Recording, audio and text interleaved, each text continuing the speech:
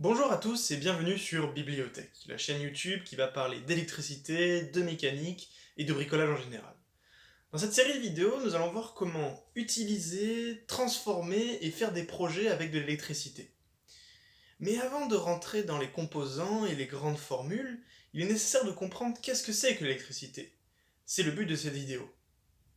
L'électricité est un phénomène qui se manifeste dans la nature et qui est connu depuis très longtemps. En effet, Thalès de Mié, un grec de l'Antiquité connu pour son célèbre théorème, avait découvert que frotter de l'ambre sur un tissu lui permettait d'attirer de petites plumes. C'est seulement au XVIIIe siècle que les expériences sur ce phénomène vont vraiment commencer. Les premières machines électrostatiques vont alors voir le jour et permettre de créer des arcs électriques afin de mieux comprendre la nature de cette force. L'une des premières machines qui a été créée et qui a joué un rôle très important est la machine de Hauksbee. Cependant, ces engins ne produisaient que des arcs électriques courts et intenses et ne permettaient pas d'avoir un courant électrique continu. En 1799, tout va changer grâce à l'invention qui va marquer le début d'une ère nouvelle, la pile électrique par Alessandro Volta. Dès lors, il sera possible de produire un courant électrique continu et d'en étudier les propriétés. L'électricité, aussi appelée électrocinétique classique, est la discipline chargée de comprendre et de quantifier le mouvement de particules chargées sans se soucier de ce qu'est la charge électrique. Un peu de la même façon que la mécanique s'occupe du mouvement des masses sans se soucier de la nature de celle-ci. Si on prend une particule chargée Q au repos, rien ne se passe. Nous sommes dans le cadre de l'électrostatique. Maintenant, si cette charge se met à bouger dans l'espace, nous sommes en présence d'un courant électrique. Cette charge peut très bien être un proton, un électron, un ion, ou quoi que ce soit qui a une charge électrique non nulle. Pour diriger ce courant dans les circuits électriques, nous utilisons des câbles faits de métaux, et en général du cuivre. Dans ces conducteurs, les charges en déplacement sont les électrons. En effet, le cuivre a la propriété intéressante de posséder ce que l'on appelle un électron libre, c'est-à-dire un électron facilement mobile. Lorsqu'on crée un courant électrique dans un fil de cuivre, c'est l'ensemble de ces électrons en mouvement qui constitue ce courant électrique. Par convention, on note le courant électrique I comme allant dans le sens opposé au sens de parcours des électrons. Cette notation contre-intuitive provient d'une définition arbitraire du sens de progression de l'électricité par Benjamin Franklin à une époque où l'électron n'était pas connu. Maintenant que nous savons ce qu'est le courant électrique, nous allons nous intéresser aux grandeurs qui le caractérisent et que l'on peut mesurer. Nous venons de voir ce qu'était le courant électrique. Il est alors naturel de vouloir le mesurer pour le caractériser. La première mesure que l'on peut faire est ce que l'on appelle la mesure d'intensité électrique.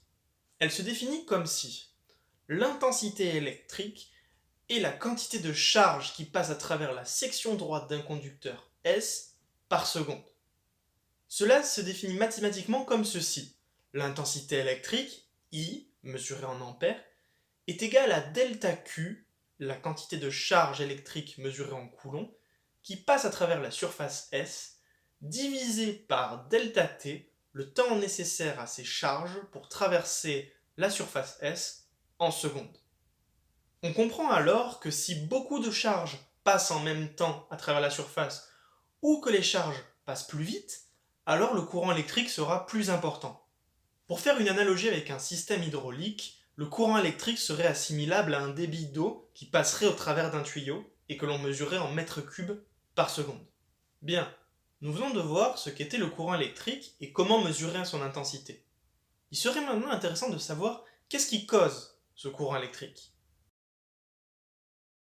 Dans cette partie, je vais devoir introduire des concepts physiques et mathématiques assez difficiles à appréhender au début. Je vais tenter au maximum de vulgariser ces concepts et ces formules, mais sachez que le plus important est à la fin des calculs. Commençons par énoncer ceci. Une charge électrique Q, plongée dans un champ électrique E, subit une force F égale Q fois E. Cette force est la force électrostatique énoncée par Charles-Augustin Coulomb en 1785. La tension électrique U, mesurée en volts, est définie comme étant la circulation du champ électrique E sur un trajet dl. Cela signifie qu'en chaque point du trajet dl, on multiplie la valeur du champ en ce point fois la distance dl parcourue. dl est ce que l'on appelle une grandeur infinitésimale, c'est-à-dire extrêmement petite, tendant vers 0, mais ne l'atteignant jamais. Définissons maintenant le travail élémentaire dw que va fournir la force F à la particule Q sur une distance dl, c'est-à-dire la quantité d'énergie que va fournir la force F sur ce trajet. Ce travail élémentaire vaut, par définition, la force F fois le déplacement élémentaire qu'a parcouru la particule. On en déduit alors que le déplacement élémentaire L est égal à dw sur F. En remplaçant alors cette expression de dl dans l'expression de la circulation, nous arrivons donc à ce que U est égal à l'intégrale de E sur F fois dw. Or, nous savons que F est égal à Q fois E, c'est-à-dire que E sur F est égal à 1 sur Q. On peut donc réécrire que U est égal à l'intégrale de 1 sur Q fois dw. Comme la charge électrique ne dépend pas du travail W, on peut donc écrire que U est égal à 1 sur Q intégrale de dw. Le terme de droite signifie que l'on somme l'ensemble des travaux élémentaires sur le trajet dl. Ça revient donc au travail total fourni par la force F. On peut donc finalement écrire que U est égal à W sur Q. Voici donc la définition de la tension. C'est la quantité d'énergie disponible par unité de charge en mouvement. On remarque alors qu'une haute tension signifie une grande quantité d'énergie pour une même quantité de charge, ou alors moins de charge électrique pour une énergie constante. Si l'on continue l'analogie avec le système hydraulique, la tension électrique représenterait la pression que le fluide subit à l'intérieur du tuyau.